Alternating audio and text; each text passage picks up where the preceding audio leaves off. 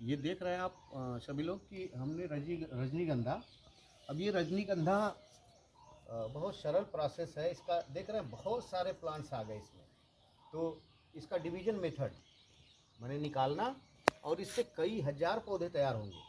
निकालिए और अच्छी जगह पे फिर इनको लगा दीजिए, फिर इसमें टेलरिंग हो जाती है, फिर बहुत सारे कल्ले निकलते हैं, फिर आपका पूरा एक लाइन बन जाएगी, एक श्रृंखला बन जाती है। तो मेथड ऑफ प्रोपोगेशन ये बहुत इम्पॉर्टेंट है। अगर आगे बढ़ना है, इनको बहुत तेज़ी से आगे ले चलना है, तो हमें मेथड ऑफ प्रोपोगेशन के बारे में अच्छी डीपली नॉलेज रखना होगा। इसके लिए ऐसे नहीं होगा, इसके लिए अच्छी बुक्स, अच्छे लोग और अच्छे वातावरण का चयन करते हुए यदि आगे बढ़ेंगे तो निश्चित रूप से ये छोटी छोटी चीज़ें दिखती हैं लेकिन हैं बहुत टेक्निकल।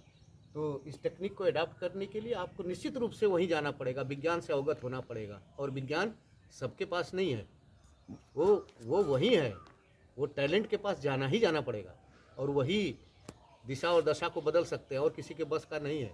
आइए, चुनाव आते हैं तो तमाम तरह की एक्टिविटी शुरू हो जाती है। ये देखिए, इनकी भी निरंतरता देखिए। उद्देश्य इनका अलग नहीं होता है, सबके लिए ऑक्सीजन, समरस का भाव। अगर धरती पर कोई है ना, नारा कोई अगर देता है तो ये प्लांट्स देते हैं, किसी को भेद नहीं करते हैं। ये ऑक्सीजन चुपके से जब रिलीज करते हैं तो सबको मिलता है। इसलिए इनसे सीख करके, और वो जो दिखावटी चीज़ें हैं ना, उनको जब हम फिल्ट्रेट करेंगे तो एक समझ में आएगा कि वो कौन है। इसलिए अच्छे का चयन करना है तो इनसे सीखना है। समरस का भाव अगर कहीं है तो प्रकृति में है, और प्रकृति से जब हम सीखते हैं ना तो वो दिखते हैं।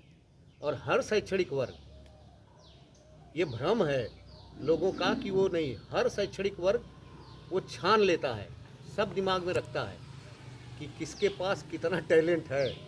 इसलिए उस पर अच्छाई ये है कि अगर नहीं कुछ है तो उसको हम अच्छी जगह जा कर के जल्दी से जल्दी अपने को प्रिपेयर कर लें, अपने को तैयार कर लें। ये दिखावा जो है ये ठीक नहीं है। जब हम प्रकृति में रहते हैं तो प्रकृति से निश्चित रूप से जो सीखता है, वो उनकी बातों को जो समझता है, एक संदेश जो निकलता है यहाँ से ना, उस पूरे समाज के लिए होता है। इसलिए इनकी भाषा को ज़रूर पढ़ें। अगर हम लोग पढ़ना सीख जाएंगे तो निश्चित रूप से पूरे समाज में समरसता का भाव आ जाएगा।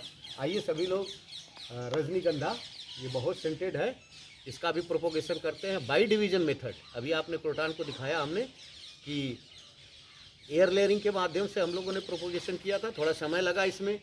अभी जाके रूट फाइब्रेशन हुआ, हमने उसको वहाँ से उस मदर प्लांट से कट करके यहाँ ला दिए।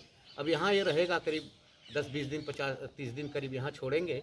खूब अच्छे से इसका रूट फाइब्रेशन हो जाए, डेवलप हो जाए रूट्स, तो फिर हम अच्छी जगह पे क्रोटान को लगाएंगे। फिर तो देखेंगे कि ये क्रोटान की छटा ऐसे ही रहेगी। तो एक दिन का मिशन नहीं है, लेकिन जब हम इसके साथ लगेंगे तो ये मिशन ऐसा ही आएगा। और जब हम मदर प्लांट से एयर लेयरिंग के माध्यम से दूसरा क्रोटान तैयार करते हैं ना, तो जब छोटा ही रहता है तो उसकी पत्तियाँ जो है ऐसे ही छोटे पर प्रिंटेड होती चली जाती हैं। लोग सोचते हैं कि इसकी पत्ती बहुत अच्छी, वो क्रोटान ही तो है। जब पुराना हो जाता है तो उसकी पत्तियाँ डिसकलर होती हैं। तो जब वहाँ से आप एयर लेयरिंग के माध्यम से नया पौधा तैयार करते हैं तो छोटे पर ही इन पत्तियों में इस तरह की सौंदर्यता आती है, इस तरह की छटा ये बिखेरते हैं।